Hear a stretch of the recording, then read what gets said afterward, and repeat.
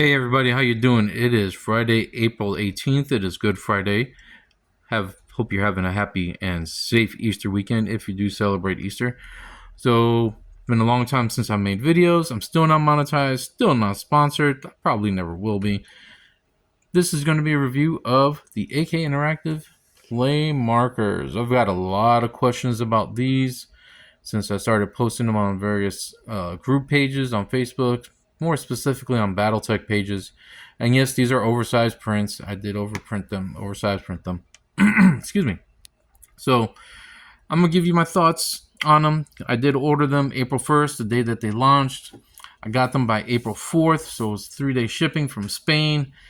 Really good professional shipping box. I mean, like AK Interactive, they definitely get points for that. Shipped via DHL, tracked it very easily. Shipping was $22 for this. I got the whole play marker set, one of their diorama effects bottles, the rough ground, and I got their complete line of game washes. Okay, so that probably played a factor in how much the shipping was, but to me it was worth it. I was fortunate enough to be able to afford it. So let's go ahead and just jump right into this real quick. So this is a model by Bastarium Games. I can't quite remember what it's called. Painted almost entirely with the play markers. Obviously, you got dirty down snot and gore effects going on over here that I put on there. Some washes, lots of washes put on here just to get the effect. Comes out pretty good. Now this is over a black prime, Rust-Oleum flat black primer, and everything I use are going to be Rust-Oleum flat, insert color name here, primers. Okay, nothing really special about them. So yeah, this gives you a little bit of an idea.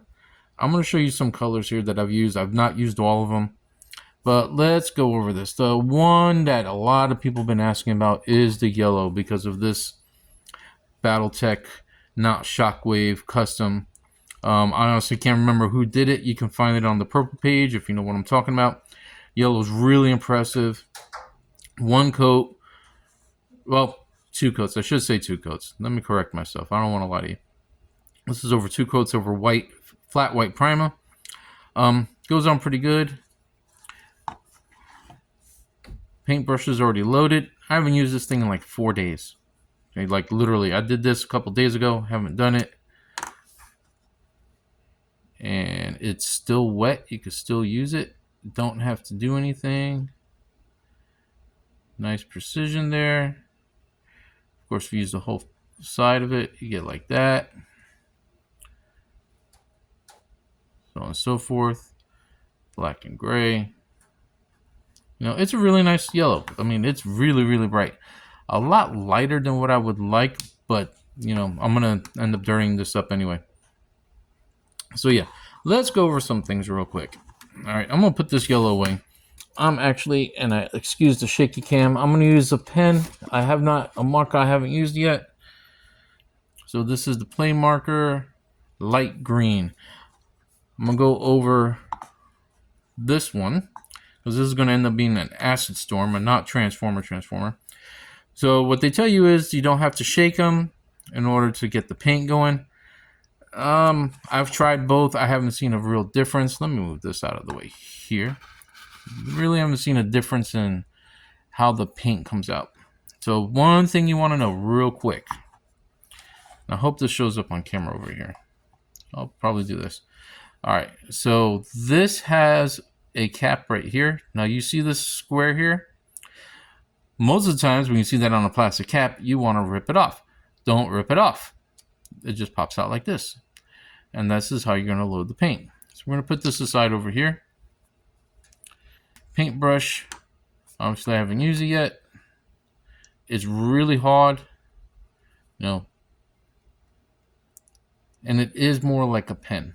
So what you got to do, and they show this in the video. My experience was totally different. Take this over here. I'm trying to get this all in frame so you can see it. Again, I got to work with what I've got, guys. So you take it. I'm going to hit it once. You saw that? One time, it just drips all the way out. Loads up marker. And let's see. You can barely see it. Barely see anything coming out of here. So what I tend to do, all this excess here, go there, and it starts coming out. It's because the brush doesn't get like fully loaded with, even with all that stuff coming out, it still doesn't get fully loaded. So I would use this excess here until you get it ready. So let's look at it over white real quick. We're gonna do his jets real quick. Again, I'm sorry I have to just work with what I have here. This will probably be quite messy. Just one, two, and I'm just using the side of the marker. This is actually really bright green. It's much brighter than what I was thinking, but that's going to work for what I intend to do.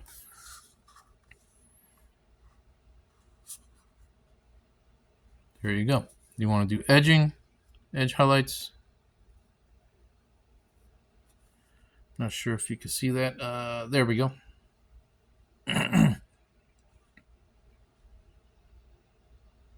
So you can do that. Comes out pretty good. So it's not bad. Some of these colors are very, very, very light.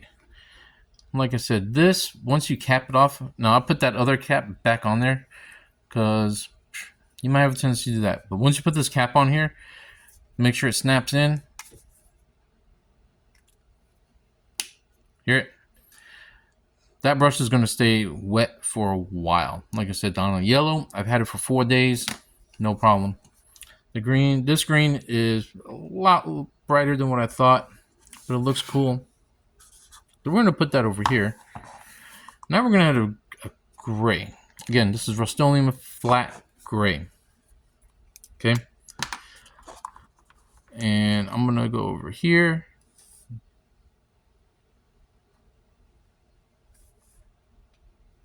Let's go ahead and try it on here because I'm going to repaint this thing anyway. Comes out really, really, really bright over this gray.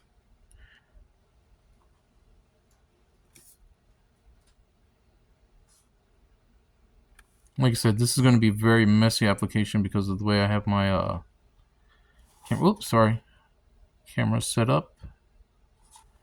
And I'm doing it at a distance. I am of an age where I do need glasses. I'm not hitting that thing at all.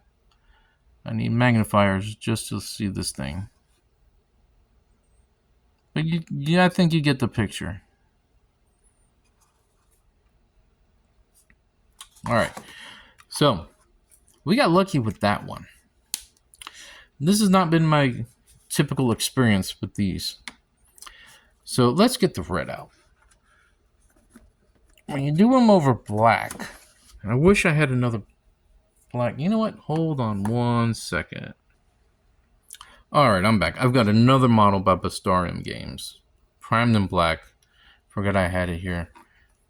All right, let's see. We're going to take off the lid again, just in case, because I did use this a while ago.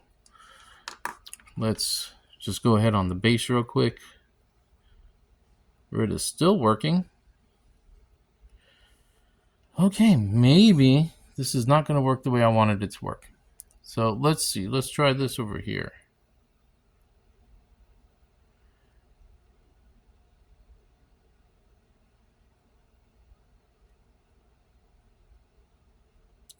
It's coming out pretty good. This red is a really light red.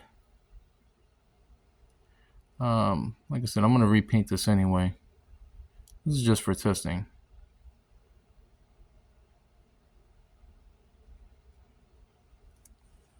So as you can see, hopefully, at some point, they do go on really thin. Depending on the primer that you're using, they can go on really, really, really thin. Let me get the skin, because the skin was the one I really wanted to show off because I had a major problem with the skin, the pink skin specifically. It's a very thin, again, apologies for any shaky cam. This play marker, pink skin. See, I've already used it. All right, I know there's some flesh on here. We will try for... Oh, I thought there was flesh. Oh well, this armor is going to get black anyway.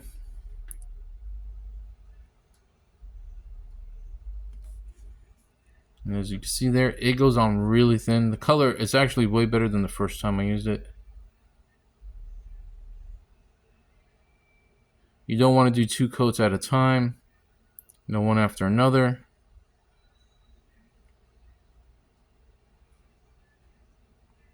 Yeah, it comes out pretty thin. Flip side of that is, when you use this over white, and again, I'm going to be repainting this, and this is a pretty light color. It actually comes out really, really nice.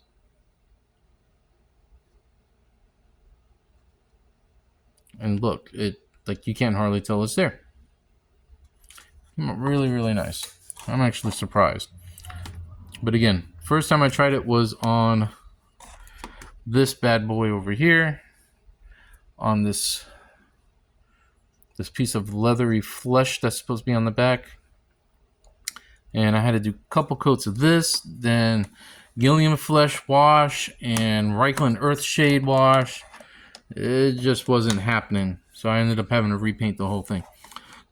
So yeah, these things, they're good. They're a good, nice tool. They're not going to be a game changer. I'm telling you right now. The red, as you can see here, I'll do another pass on the back. I'll do it on this part of the cloak. Let's see if this will show you here.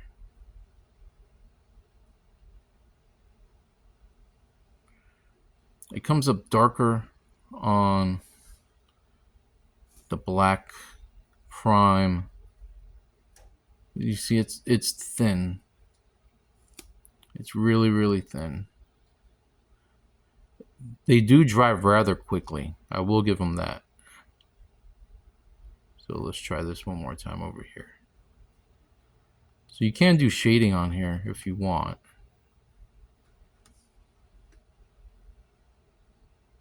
There you go. Then let's try it over white. This is going to end up being black anyway. Big, big difference. And this red is a lot lighter red than what I care for.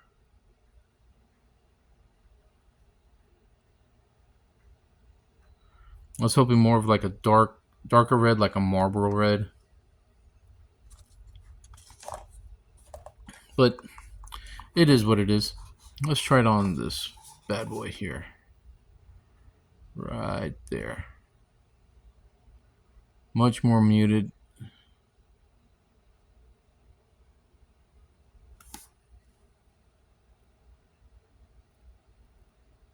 If it would focus. There we go. Yeah, it just doesn't come out. So what my opinion is, honestly, they're a great tool for your toolbox there. Definitely intended to be used over a white prime rather than anything else. A lot of these colors are going to vary in how thin they are. Like I said, the pink skin over black is really thin. Over white, as you see, it came out really, really good. Came out real nice. The trick to using these, what I found, is so most of us, if I want to say like 99% of us that have used a pencil are used to using a pencil over a paintbrush. I know when I use a paintbrush, I don't have very, very good control over a paintbrush, and I've been doing this for almost 15, maybe 20 years.